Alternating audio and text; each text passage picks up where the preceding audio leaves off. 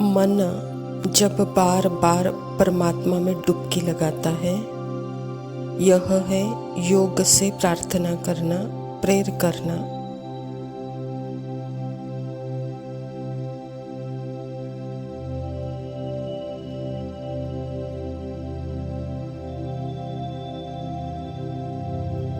मन प्रार्थना से भी सरेंडर है, तो भय से भी सरेंडर है, तो ज्ञान में भी सरेंडर है। पर फर्क है तीनों सरेंडर में।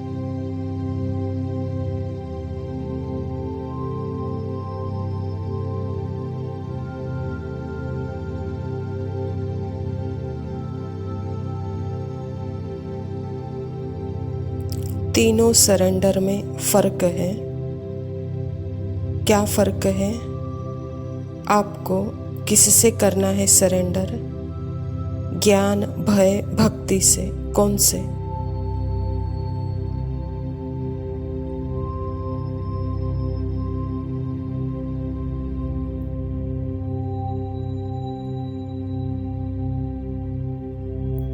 ज्ञान से सरेंडर करेंगे तो आप आत्मा अभी निरंतर सुख को, अभी निरंतर शांति को, प्रेम को अभी ही महसूस कर पाएंगे।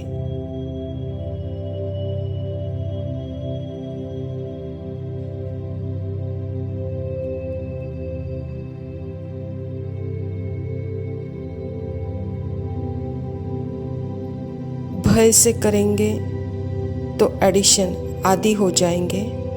बार बार दुख की लिमिट, हद के लिमिट में जाना पड़ेगा।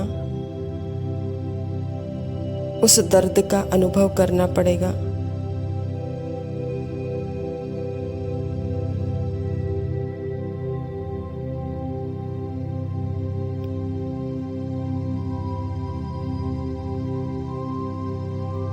यही तो करते हैं ना। मन भी बहुत दुख हो जाता है, लत लग जाती है, आदी हो जाता है। हाय मैं इतना दुखी,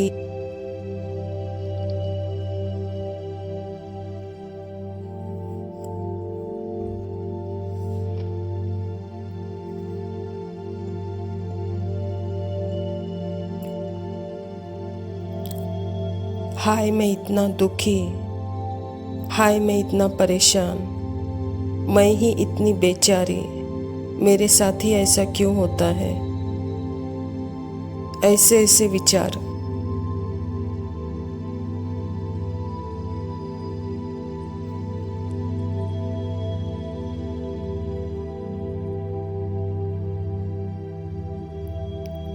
जब तक 100% दुखी नहीं हो जाता तब तक चिल्लाते रहते हैं, मेरे कैसे होगा, मेरा क्या होगा, मैं इतना शरीर से परेशान। तो अंत में कोई भी चारा नहीं है, तो फिर मेडिटेशन में करना शुरू करते हैं।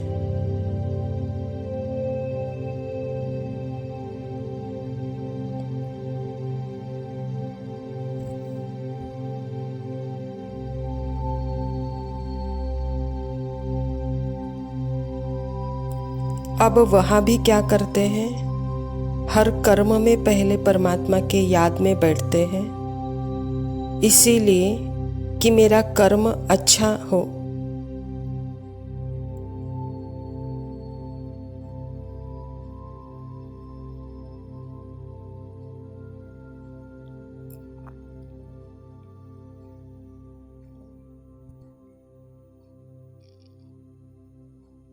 लेकिन नहीं, कर्म अच्छा हो नहीं। अगर मैं आत्मा परमात्मा के साथ हूँ तो जैसे अपने ही मन से साक्षी हूँ, फीलिंग, थॉट, इमोशन को मैं देख सकती हूँ।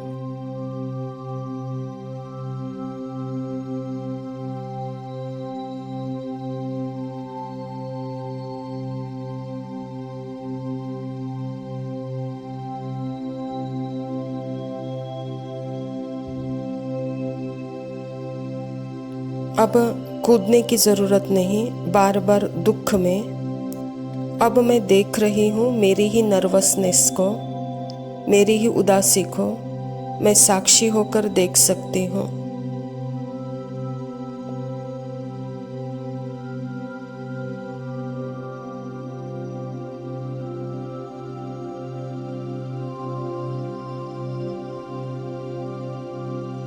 बॉडी में भी प्रतिरोध फील हो रहा है, पर मैं साक्षी हूँ। मुझे पता है कि मैं यह नहीं हूँ।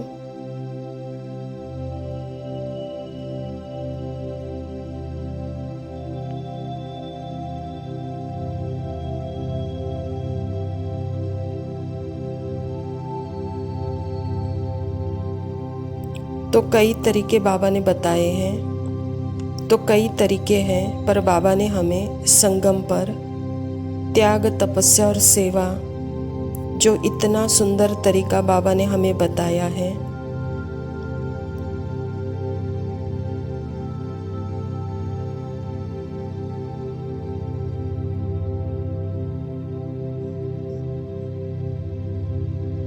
तुम्हें अपने सत्य में रहकर, अरे बच्ची तुमको तो भगवान मिला है, उसका फ़ायदा तो उठाओ। तुम उसके साथ तो रहो, उसको सब कुछ सौंप तो दो।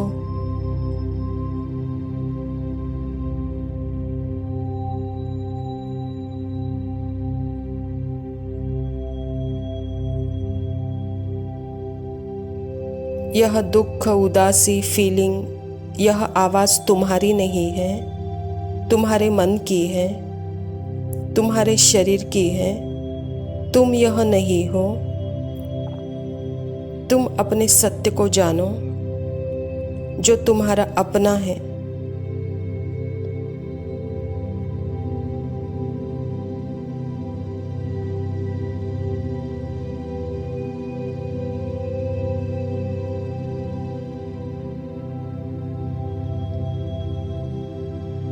जो बाहर की एक्टिविटी है और उस एक्टिविटी में हम सेवा करते हैं, वह भी एक एडिशन है, वह भी टेम्पररी खुशी है। उस टेम्पररी खुशी में भी खुश नहीं हो जाओ। पर मैं जो सदा सुखी हूँ, मैं जो सदा शांत हूँ, मैं जो सदा सत्य हूँ, मैं जो अविनाशी अमर हूँ, अनादि हूँ, उसे अपने सत्य स्वरूप के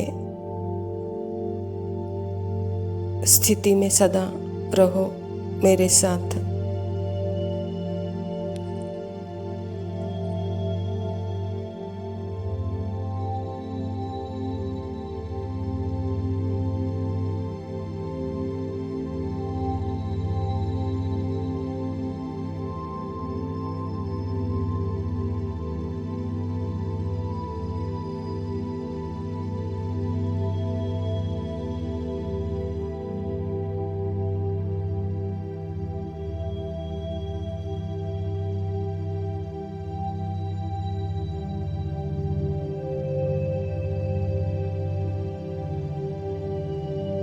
ओम शांति।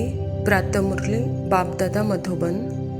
मीठे बच्चे, इस सभा में बाहर मुखी बनकर नहीं बैठना है, बाप के याद में रहना है। मित्र, संबंधी अथवा धंधा आदि को याद करने से वायुमंडल में विघ्न पड़ता है। स्वयं परमपिता परमात्मा शिव बाबा प्रजापिता ब्रह्मा के तन में आकर के हम बच्चों को याद की यथार्थ विधि बताते हैं। बच्चे, अभी तो सदा याद में रहने का समय है, बाहर मुखता का समय नहीं है। अंतर्मुखी हो जाओ और सदा याद में रहो। मित्र, संबंधी, धंधा, धोरी से जैसे वायुमंडल खराब होता है, इसीलिए निरंतर अंतर्मुखी बनकर मेरे याद में रहो।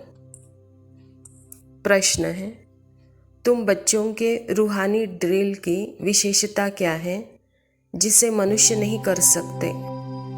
उत्तर है, तुम्हारी रूहानी ड्रिल बुद्धि की है। उसकी विशेषता यही है जो तुम आशिक बन अपने माशूक को याद करते हो। इसका भी इशारा गीता में गाया हुआ है, मन मना भव। परंतु मनुष्य अपने माशूक परमात्मा को जानते ही नहीं, तो ड्रिल कैसे कर सकेंगे? वे तो एक दो को जिस्मानी ड्रिल सिखाते हैं। परमात्मा पिता कहते हैं कि बच्चे, आपके रूहानी ड्रिल की विशेषता क्या है जो मनुष्य नहीं कर सकते? आप परमात्मा का परिचय जानकर, उसको यथार्थ अपना मानकर, उसका बनकर, उसके आशिक बनकर, उसको अपने मन को समर्पण कर देते हो, मन मनाभव हो जाते हो। यह है रूहानी ड्रिल। और दुनिया वाले जिस्मानी ड्रिल सिखाते हैं।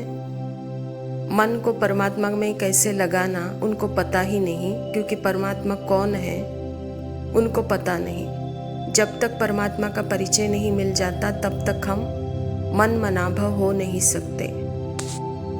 धारणा के लिए मुख्य सार है, पहला पॉइंट है, ड्रामा के ज्ञान को बुद्धि में रख निश्चिंत बनना है। किसी भी प्रकार की चिंता नहीं करनी है, क्योंकि जानते हैं बनी बनाई बन रही है, निर्मोही बनना है।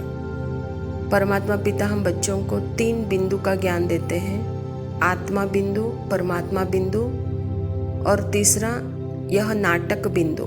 यह नाटक भी बना बनाया है। यह स्वाति का चोला भी मुझ आत्मा ने ओढ़ा है, और इस चोले में जो भी स्क्रिप्ट है, पार्ट है, वह भी जैसी बनी बनाई है। उसमें मैं कुछ ऐड कर सकती हूँ, ना उससे कुछ निकाल सकती हूँ। तो इसलिए बाबा कहता है कि बच्चे, हर एक आत्मा का ड्रामा अपना फिक्स है। इसीलिए वहाँ क्या, क्यों, कैसे, ऐसे यह प्रश्न नहीं लगा। सदा ड्रामा के ज्ञान को जानकर निश्चिंत रहो, चिंता नहीं करो, निर्मोही बनो, कहता बाबा। दूसरा पॉइंट है, बाप द्वारा जब बृहस्पति की दशा बैठी है तो संभाल करनी है, राहु का ग्रहण न लग जाए। कोई भी ग्रहचारी हो तो उसे ज्ञान दान से समाप्त करना है। परमात्मा पिता हम बच्चों के ऊपर राहु से बृहस्पति की दशा बिठाते हैं, तो उस दशा को बाबा कहता है संभाल करो, उसके लिए दे दान तो छूटे ग्रहण। तो सदा ज्ञान का दान देते रहो, कुछ न कुछ दान करते रहो। तो जैसे ग्रहचारी, राहु की ग्रहचारी समाप्त होगी, बृहस्पति की दशा बैठेगी, कहता बाबा।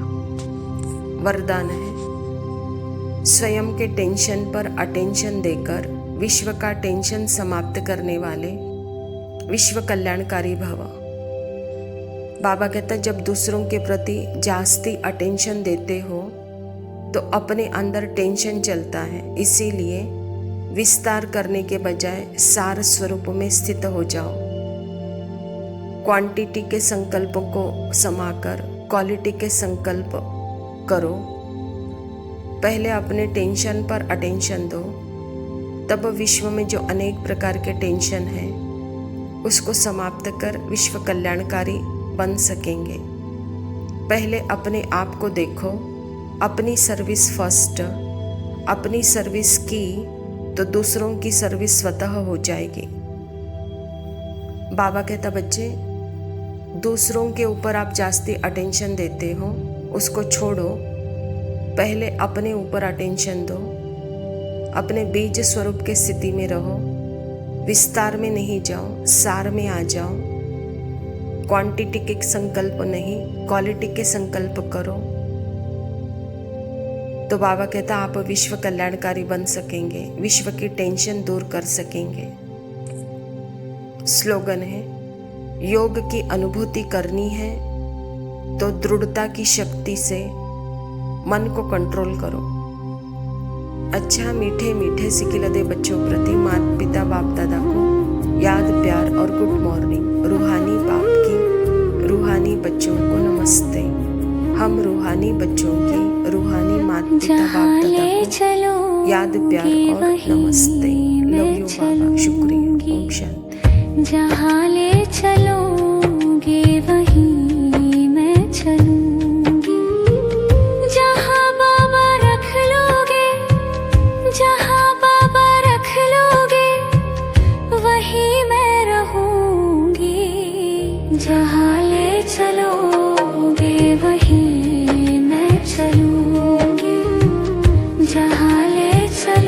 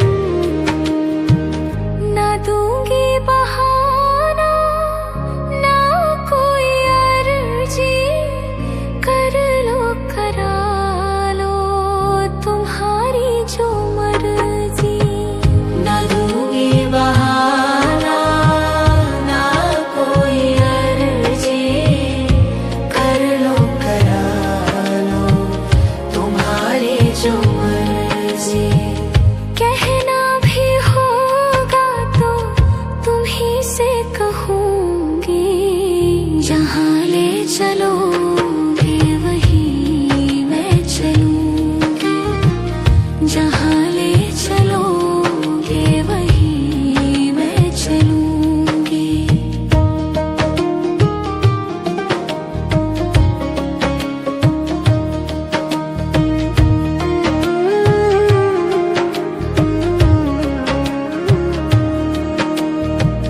न दुनिया की चाहत न पाने की इच्छा, मिला खूब तुमसे वही सबसे अच्छा। न दुनिया की चाहत न पाने की इच्छा, मिला खूब तुमसे वही सबसे अच्छा। तेरा शुक्रिया सदा ही करूंगी, जहाँ ले चलोगे वहीं मैं चलूंगी, जहाँ ले चलोगे वहीं मैं चलूंगी, जहाँ ले चलो